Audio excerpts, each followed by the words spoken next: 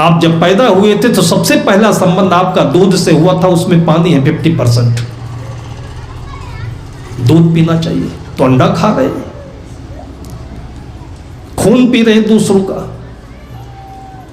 जब मां ने आपको जन्म दिया था, सबसे पहला संदेश दिया था, मां कोई हिंदू नहीं होती, मां कोई मुसलमान नहीं होती, मां क्रिश्चियन नहीं होती है, मां मां होती है। और बाद में जो हिंदू बनते हैं, क्रिश्चियन बनते हैं, मुसलमान बनते हैं, उनकी मां के भी स्तन में बच्चे के होने के बाद में सबसे पहले दूध आता है। और उस जगह से दूध आता है जहां पर रक्त नलिकाएं होती हैं, उसमें खून भी होता है। अगर आपका आहार खून होता, मांस होता, तो दूध ना आकर के सीधे आप खून ही पीते मां का। दूध और खून में कोई तात्विक अंतर नहीं है, दोनों में प्रोटीन है। लेकिन एट ए टाइम बच्चे के जन्म के बाद में वो खून सफेद क्यों हो जाता है? यह आपके लिए सबसे पहला संदेश है कि आप शांतिपूर्ण जीवन जिए, किसी का खून नहीं पिए, दूध पिए आप। और दूध की परिभाषा संतों ने क्या करी? बिन मांगे सो दूध बराबर, मांगे मिले सो पानी, कहें कबीर सो रक्त बराबर, जामे ऐचा तानी। वो चीज खाइए, वो चीज पाइए, वो चीज स्वीकार करिए जिसमें किसी के मन को तकलीफ ना हो, दुख ना हो, द्वंद ना हो। बिन मांगे सो दूध। और आज इस अर्थ को बोल करके दूध भी निकालते हैं, तो ऐसा निकालते हैं। मैंने देखा एक बार, सुबह टहलने के लिए निकला था एक गांव से, तो मैंने देखा घर के सामने एक भैंस बंधी थी। एक लोग डंडा लेकर खड़े, एक बाल्टी लेकर खड़ा, भैंस छटपटा रही थी, खूंटे से बंधी थी। और डंडा वाला व्यक्ति बार बार पड़ापड़ भैंस की पेट में डंडा मारते जाए।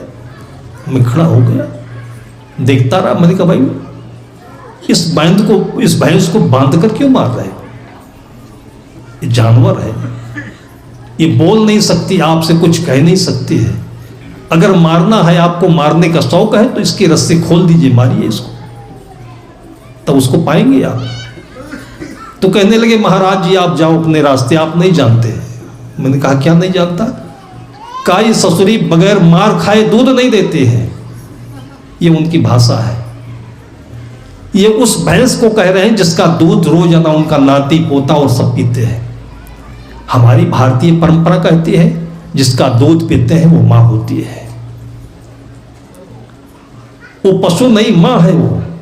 ये संस्कार आपको दुनिया के किसी धर्म में नहीं मिलेगा, किसी धर्म की व्याख्या ने नहीं बताया। क्रिश्चियन वाले बताए होते तो ये मांस खून क्यों पीते दूसरे का? अगर इस्लाम धर्म में ये सेंसेशन होता, संवेदना होती, तो कम से कम जिसका दूध पीते हैं उसको तो नहीं मारते। उसने हमसे कहा कि ये दूध नहीं देती। तुमने कहा डंडा खाने से दूध देती? कहा देखिए आप खड़े होकर देखिए, अभी दूध देगी है। मैंने कहा बात तो आप ठीक कह रहे हो, ये डंडा खाने से दूध देती है। डंडा खाने से दूध नहीं देती, तो मैंने तो सुना है कि घास खिलाओ, दाना खिलाओ, पशु आहार खिलाओ, तब दूध देती है। आप ही एक ऐसे आज अनोखे व्यक्ति मिले हो जो बता रहे हो कि ये डंडा खाने से दूध देती है। ये डंडा हमको दीजिए आप। ये डंडा तो ऐसी चीज है कि आपकी पीठ में लगा दूंगा और भी आपके पैजामा से दूध निकल जाएगा। उसको दूध कहते हैं।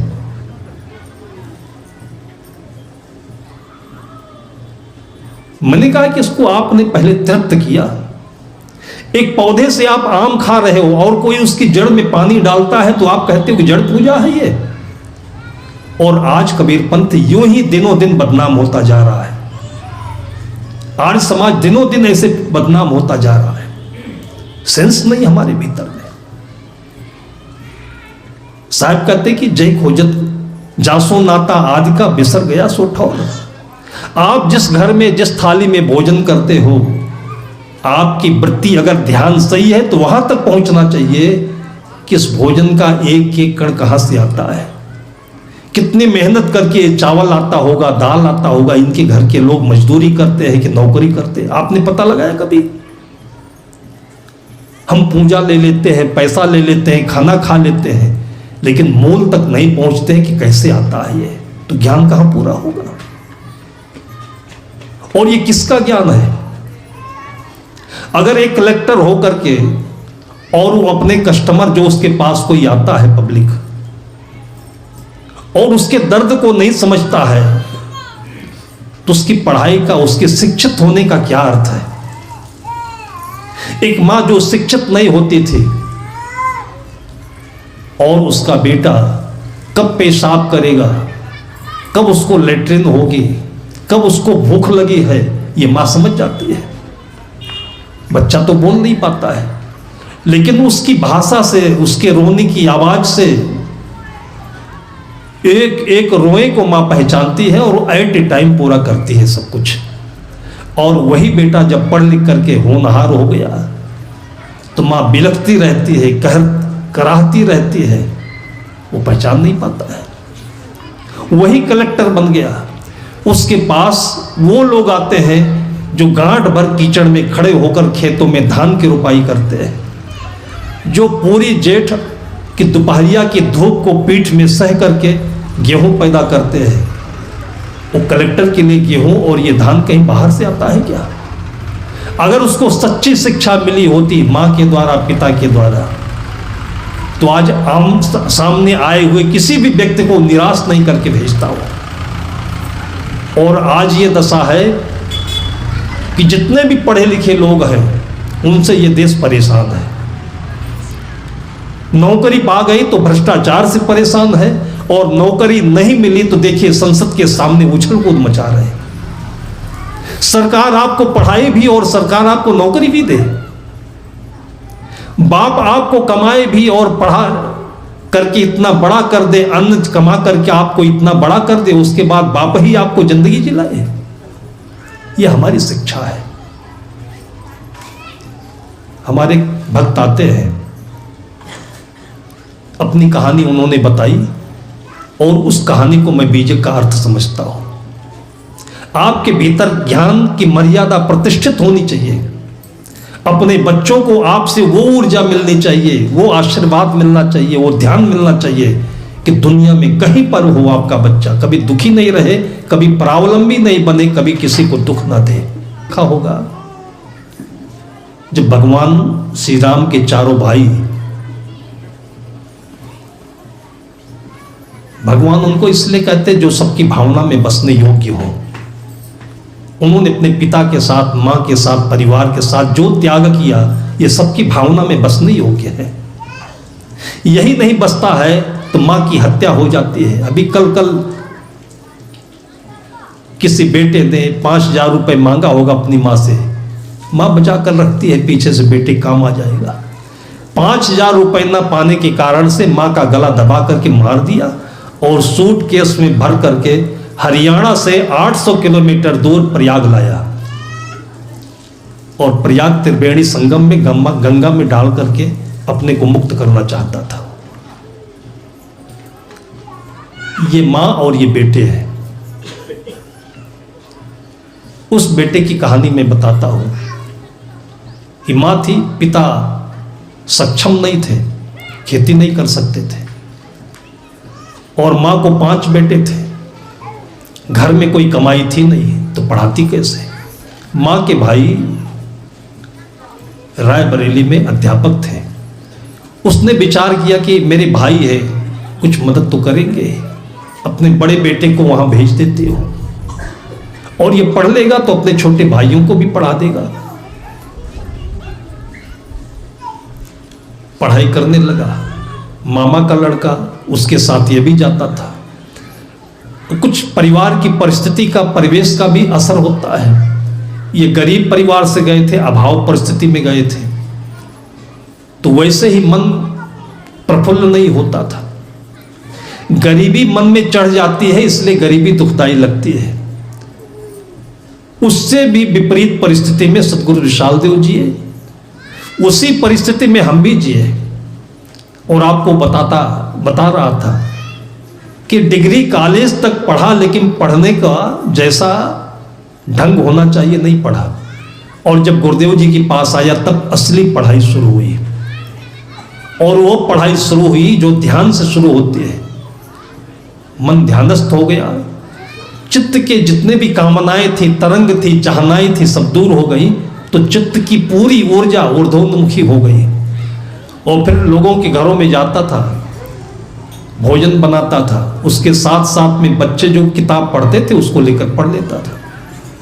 आज तक मैंने सिलेबस में पढ़ने वाली साइंस से लेकर के मैनेजमेंट है, कॉमर्स है, कोई भी किताब बाकी नहीं रखी जो पढ़ाना हो। और लोगों को कठिनाई होगी समझने में, इसलिए नहीं तो उसके सूत्र भी बता सकता हूं।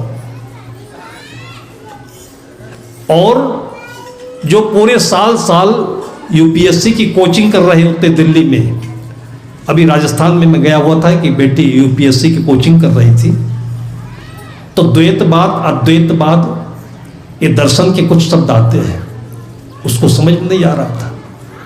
ब्रह्म और ब्रह्मांड नहीं समझ में आ रहा था। बरसों से किताब पढ़ रही थी, कोचिंग पढ़ रही थी, और मैं केवल 5 मिनट में उसको, जैसे शून्य की परिभाषा आप लोगों से बताई, वैसे 5 मिनट में इस परिभाषा को मैंने दिया उसको। वो इतनी खुश हो गई कि आज तक ब्रह्मांड और द्वैत अद्वैत नहीं समझ पा रही थी। क्योंकि जो पढ़ाने वाला है वो भी रट करके आया हुआ है, उसके भीतर का ज्ञान नहीं है। और जो पढ़ने वाला है उसको भी रटने के लिए मजबूर किया जाता है। ज्ञान कहां से आएगा? वो स्कूल पढ़ने गए, परिस्थिति थी, उनके मामा का जो लड़का था पढ़ने में तेज था, उसी पीएमटी में सेलेक्ट हो गया, डॉक्टर होने लगा। और ये बीए में नाम लिखाए तो जैसे मैं भूगोल पढ़ रहा था, भूगोल की परिभाषा नहीं बता पाया, फजीयत हो गई। उसको भी कोई बात नहीं आई होगी, फजीयत कर दिया लोगों ने। उसने कहा कि जिस स्कूल में, जिस महाविद्यालय में लोगों की फजीयत होती हो तो विद्या का कोई अर्थ ही नहीं। विद्या ददाति विनयम। उसने पढ़ाई छोड़ दी और उसके भीतर में जो अग्नि पैदा हुई, जो होनी चाहिए सबके भीतर में, क्रोध नहीं, अग्नि, जिसको ऊर्जा कहते हैं, जिसको महत्वाकांक्षा कहते हैं, अभिमान नहीं। उसने कहा मैं अपने बलबूते से काम करूंगा और अपनी जिंदगी जीऊंगा। मैं किसी स्कूल का, किसी मास्टर का, किसी परिस्थिति का गुलाम नहीं बनूंगा। मैं घर आ गया, अपनी माँ से कहा कि मुझे कुछ पैसे का सहयोग दे दो आप। गरीब थी, लेकिन पुराने जमाने में भी माए सोने चांदी के कुछ आभूषण रख लेते थे, तो चांदी के कुछ गहने थे, उसको बेच करके, बहुत पहले की बात नहीं है, सन 1995-2000 के बीच की बात है ये, माँ ने उसको 15-20 हजार रुपए दे दिए बेच करके। और लखनऊ से बनारस के लिए जो रोड आता है, अब तो 4 लेन का हाईवे हो गया है, उस समय बिल्कुल पतली सड़क होती थी, उसके किनारे झोपड़ी रख करके छोटा सा काम शुरू किया था। और तब से लेकर के आज तक कितने उतार चढ़ाव आए होंगे, लेकिन आज जिस परिस्थिति में है, हर साल 1 करोड़ रुपए जीएसटी का पेमेंट करता है पूरी ईमानदारी के साथ में। 1 करोड़ रुपए। 3 ईंट के भट्ठे हैं, 3 भाइयों को उसमें बैठा दिया, जिसमें 300 मतलब 900 लोगों को रोजी रोटी मिल रही है।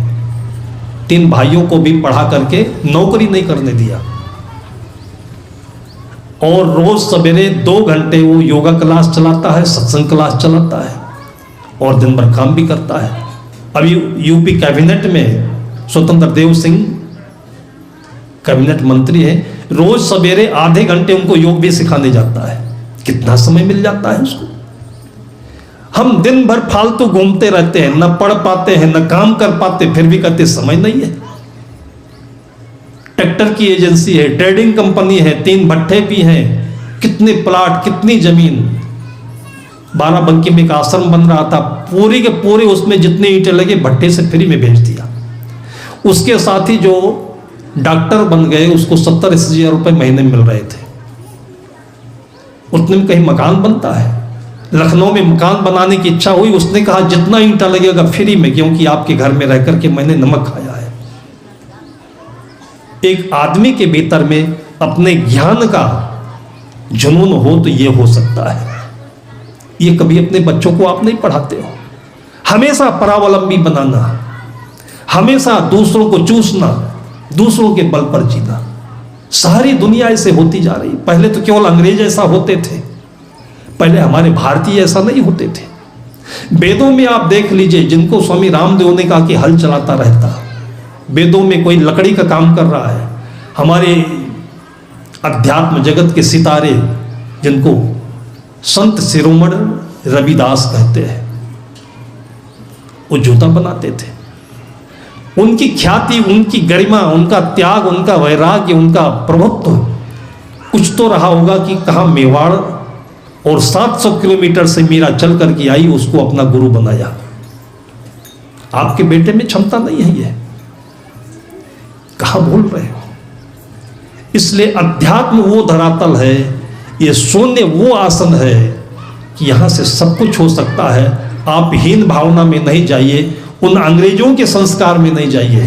क्रिसमस ट्री मना रहे हैं, अभी 1 जनवरी आएगी और देखिए सबके यहां नया वर्ष का नया दिन मनाया जाएगा। इसी को नया दिन कहते हैं। नया दिन की परिभाषा क्या है?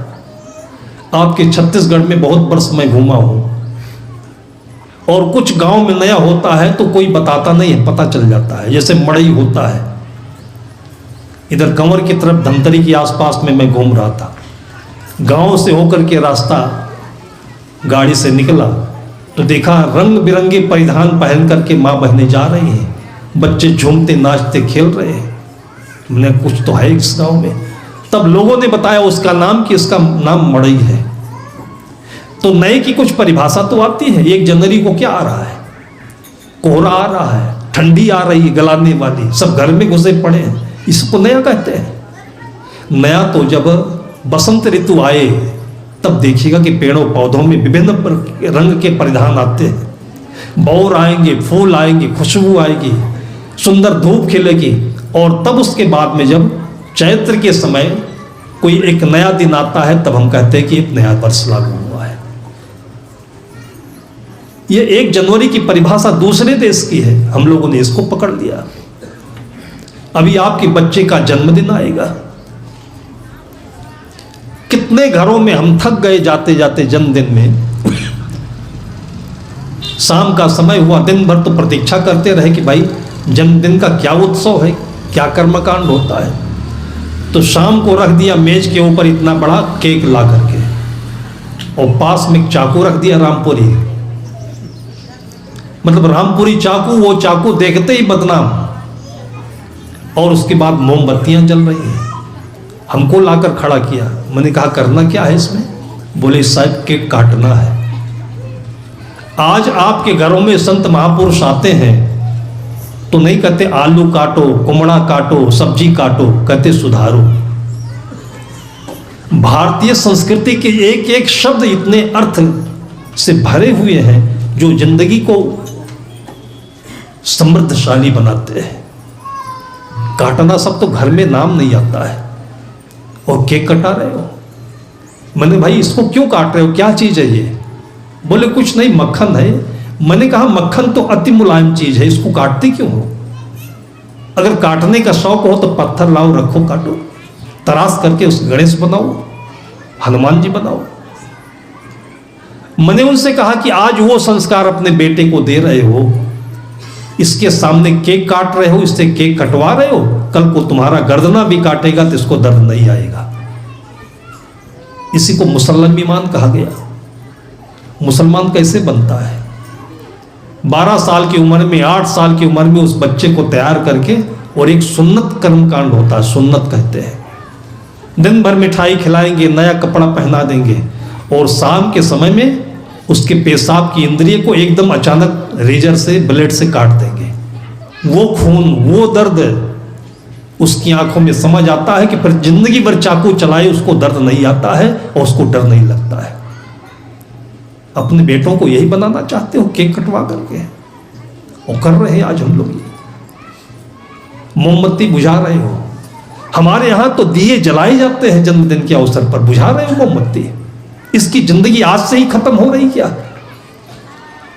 कैसी गत संसार की जो गाड़र की ठाठ, एक पड़ा जो गाड़ में सभी गाड़ में जा। ज्ञान कहां है? ज्ञान भीतर है लेकिन आंखें बंद है तो बाहर कुछ दिखता नहीं है। आज हम लोग जिस जगह पर बैठे हुए हैं ये शून्य नहीं है, ये पूरे ब्रह्मांड का प्रतीक है। आपके बच्चों में, आपके भीतर में वो स्रोत है जहाँ से गंगा की अविरल धारा बह करके कभी समाप्त नहीं होती है।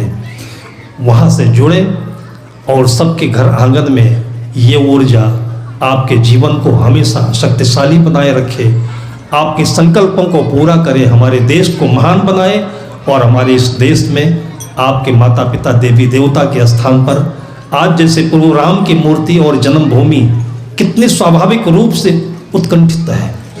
एक बच्चे के जन्म पर जब ये हो रहा है तो आपके घर घर में राम का जन्म होना चाहिए और वही उत्सव घर घर आंगन आंगन में मनाया जाना चाहिए। लेकिन ये तब होगा जब अपने ज्ञान के स्रोत से हम जुड़ते हैं। सद्गुरु कबीर साहब जैसे महान पुरुषों को हम कोटि कोटि नमन करते हैं जिन्होंने हमको उस शक्ति का परिचय दिया और उसी परिचय से आप सब भी अपने आने वाली पीढ़ी को अवगत कराएं। इन्हीं शुभकामनाओं के साथ में अपनी वाणी को विराम देते हैं।